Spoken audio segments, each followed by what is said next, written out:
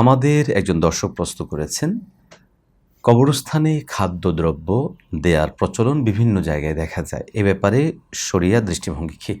প্রিয় দর্শক, খুবই সময়োপযোগী একটা প্রশ্ন করেছেন। বাংলাদেশের বিভিন্ন জায়গায় এই প্রচলনটা দেখা যায় যে বিভিন্ন কবরে খাবার ইত্যাদি দিয়ে আসা। দেখুন, ইসলামী শরিয়া এই জায়গাগুলোতে আমাদেরকে বরাবরই অনুৎসাহিত করে এবং এই ধরনের কাজ দ্বারা কোনো সওয়াবও নেই, কোনো লাভও নেই। বরং এই ধরনের কাজগুলো আমরা দেখি যে মূলত হিন্দুয়ানি রসুম থেকে আমাদের মধ্যে এগুলো অনুপ্রবেশ ঘটেছে।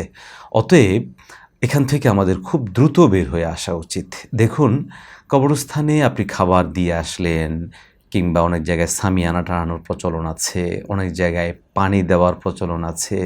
বিভিন্ন ধরনের প্রচলন কিন্তু আমরা দেখতে পাই। এর কোনোটাই শরীয়ী দৃষ্টিকোণ থেকে গ্রহণযোগ্য নয়, বরং এগুলো বর্জনীয়।